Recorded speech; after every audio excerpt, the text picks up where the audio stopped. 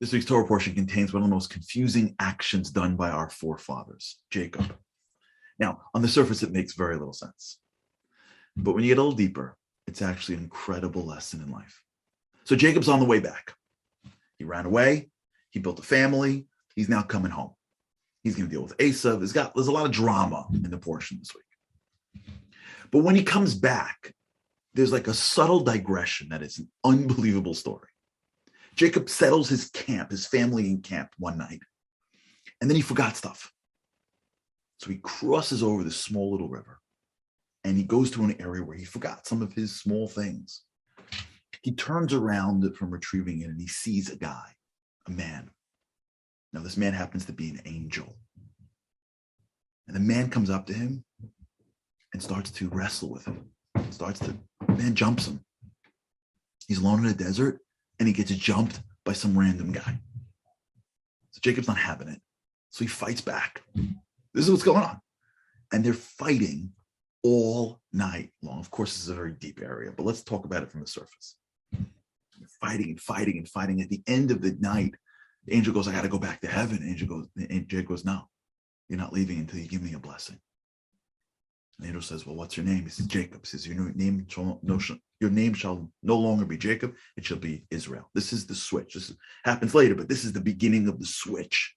Israel, the children of Israel. Like, this is where it happens. So if you think about the story, it doesn't make a lot of sense, right? Can you imagine if like some Israeli commando is, in some tough area in America, makes the wrong turn, ends up in an alleyway, and some guy jumps him, and like he thinks he's dealing with like some short Jewish guy. Meanwhile, he was like, Sayar Matkal or something, and like he wipes the floors with him. Can you imagine at the end of that battle, the Israelis like, hey, yeah, can I ask you for a favor? Can you give me a blessing? Like, can you put your hands on my head and give a rep? What? That's who you're getting blessings from? The guy who jumps you, the thug?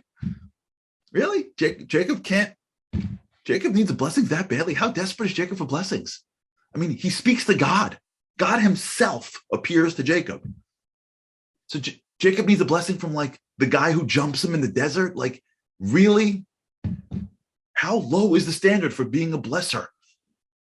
Why does Jacob end the exchange? Why doesn't he just like walk away? Like mic drop and leave?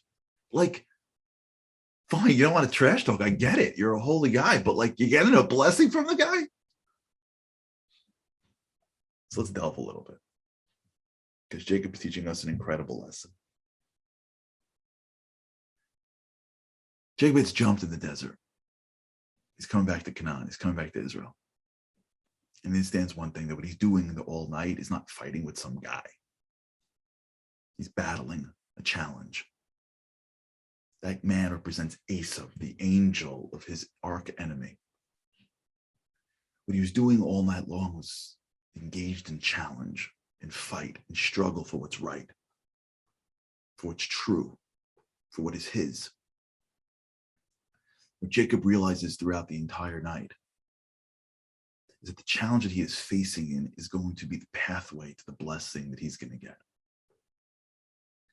And so when the angel is finished, he turns to him and says, now that I've engaged in you in challenge, now I want my blessing.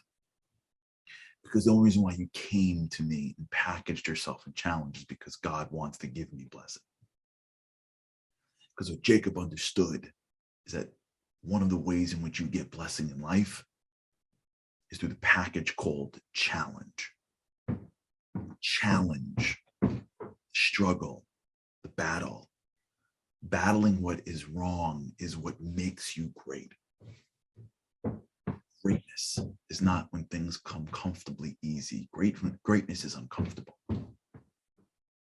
Jacob sees that he's engaged in this level of battle. He knows that this is just blessing in disguise. And so when the battle is done, he turns to him and goes, all right. And the angel gives him the blessing. But what the angel gives him is not like, great job, you should be strong. God should make you healthy for the rest of your life. You know what the angel says to him? Your name is no longer Jacob. Your name is Israel, because you battled with angel and with man and you won.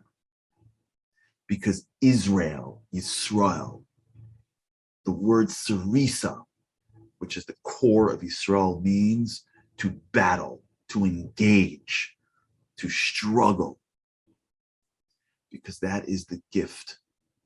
And that is the perspective of the Jewish people. We are who we are because we're not engaged. We're not scared to engage and challenge.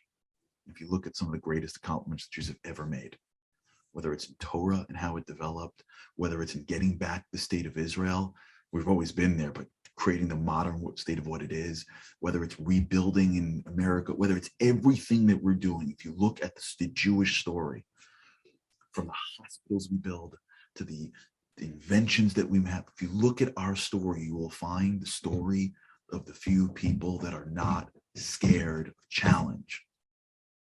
And from the challenge is born incredible blessings. That's what it means to be Israel. That's the blessing of this week's Torah portion. That's the story of our lives. To never lose perspective that many times the challenges that God sends us in our lives, they should never be painful. The challenges that God sends us in our lives are our pathways to blessing. And we are built for it because we are built to challenge. We have it in our blood. Our forefather, Jacob, this week's Torah portion, battled evil, battled challenge. And as a result, he emerged, not as Jacob, but he emerged greater than before as Israel. And all of us, if we look at every one of our challenges as our pathways to blessings, and we battle it, and we engage in it, and we emerge from it with a perspective of this is going to make me great, then we are not only tapping in to what's inherent in the challenge waiting for us, we're tapping into who we are, our essential us, the children of Israel, the children of Jacob, because we have it in us to engage in the challenge and to emerge greater with true blessing.